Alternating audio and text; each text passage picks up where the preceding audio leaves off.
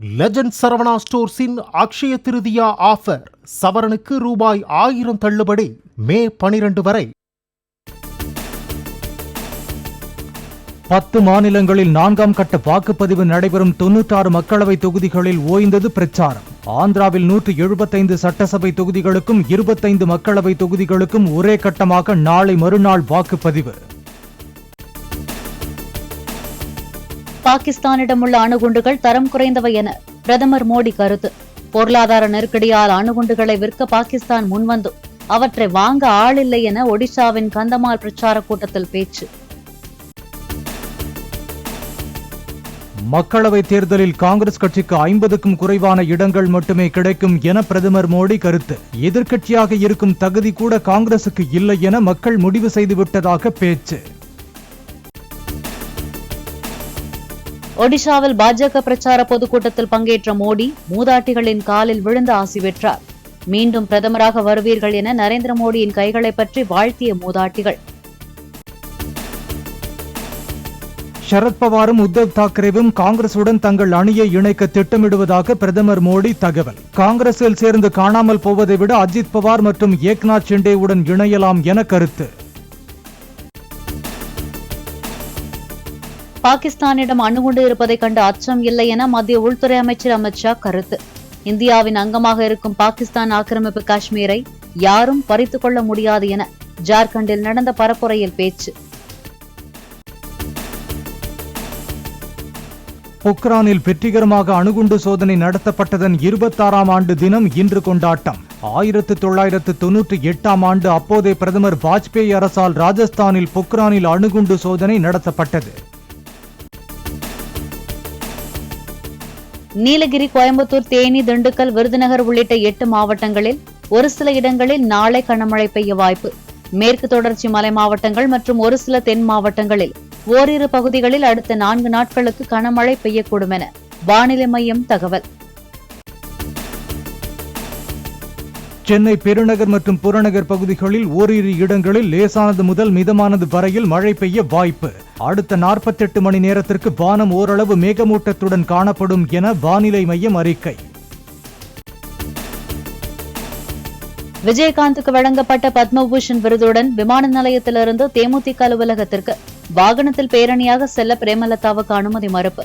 போலீசாருடன் தொண்டர்கள் வாக்குவாதத்தில் ஈடுபட்டதால் விமான நிலையம் பகுதியில் கடும் போக்குவரத்து நெரிசல்.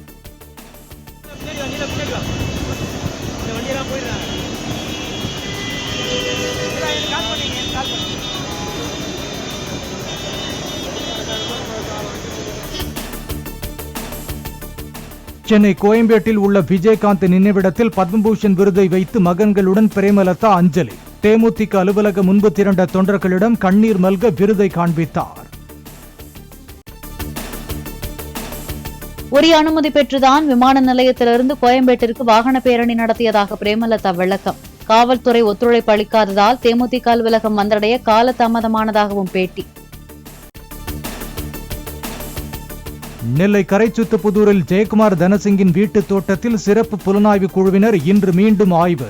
நேற்று தோட்ட கிணற்றில் இருந்து கத்தி கண்டெடுக்கப்பட்ட நிலையில் புதிய தடயங்கள் ஏதும் கிடைக்கிறதா என தீவிர சோதனை. KPK ஜெயக்குமார் மற்றும் KN ராமஜெயம் மரணத்தில் ஒரே கும்பலுக்கு தொடர்பு இருக்கலாம் என்ற கோணத்தில் விசாரணை நடப்பதாக தகவல்.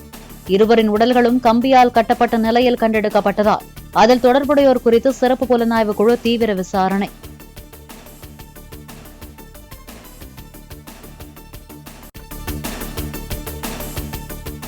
சிறுசேரியில் இருந்து கிளாம்பாக்கம் வரை மெட்ரோ ரயில் சேவையை நீட்டிக்கும் திட்டம் கைவிடப்படுவதாக தகவல். சிறுசேரியில் இருந்து கேளம்பாக்கம் வழியாக திருப்போரூர் வரை மாற்று வழியில் திட்டத்தை நீட்டிக்க மெட்ரோ ரயில் நிர்வாகம் யோசனை. கோடை மற்றும் வார விடுமுறையை ஒட்டி கொடைக்கானலுக்கு சுற்றுலா பயணிகளின் வருகை அதிகரிப்பு. போக்குவரத்து நெரிசலால் மலைச்சாலையில் நீண்ட தூரம் அணிவகுத்து நின்று மெதுவாக சென்ற வாகனங்கள். தமிழ்நாட்டில் 11ஆம் வகுப்பு பொதுத் தேர்வு முடிவுகள் மே 14ஆம் தேதி வெளியிடப்படும் என அரசு தேர்வுகள் இயக்ககம் அறிவிப்பு. தேர்வு விவரங்களை இணையதளத்தில் பதிவிறக்கம் செய்யலாம் என்றும் தகவல். டெல்லியில் ரோட் ஷோ தொடங்கும் முன் ஹனுமன் கோவிலில் ஆரத்தி எடுத்து முதலமைச்சர் அரவிந்த் கெஜ்ரிவால் வழிபாடு. மனைவி சுனிதா பஞ்சாப் முதலமைச்சர் பகவந்த் மான் உள்ளிட்டோருடன் சென்று வழிபட்டார். பாஜக மீண்டும் ஆட்சிக்கு வந்தால் நரேந்திர மோடிக்கு பதிலாக அமித்ஷா பிரதமராக நியமிக்கப்படுவார் என கெஜ்ரிவால் பேச்சு. மு.க. ஸ்டாலின், மம்தா பானர்ஜி உள்ளிட்ட எதிர்க்கட்சி தலைவர்கள் கைது செய்யப்படக்கூடும் என கெஜ்ரிவால் தகவல். 2029 ஆண்டு வரை பிரதமராக மோடியே நீடிப்பார் என அமித்ஷா திட்டவட்டம். 75 வயதை எட்டினால் தீவிர அரசியலிலிருந்து ஓய்வு பெற வேண்டும் என எந்த விதியும் பாஜகவில் இல்லை என்றும் பேட்டி. ராஜஸ்தான் அணிக்கு எதிரான IPL போட்டியில் பந்து வீச டெல்லி அணி அதிக நேரம் எடுத்துக் கொண்டதாக புகார். அணி கேப்டன் ரிஷப் பந்த் ஒரு போட்டியில் விளையாட தடை. போலந்தில் நடைபெறும் கிராண்ட் செஸ் டூர் தொடரில் உலகின் நம்பர் 1 வீரர் மேக்னஸ் கால்சனை வீழ்த்தினார் தமிழக வீரர் பிரக்ஞானந்தா. 2 சுற்றுகளில் அடுத்தடுத்து கால்சனுக்கு எதிராக வெற்றி. லெஜண்ட் சரவணா ஸ்டோர்ஸின் அக்ஷய திருதியா ஆஃபர். சவரனுக்கு ரூபாய் 1000 தள்ளுபடி மே 12 வரை.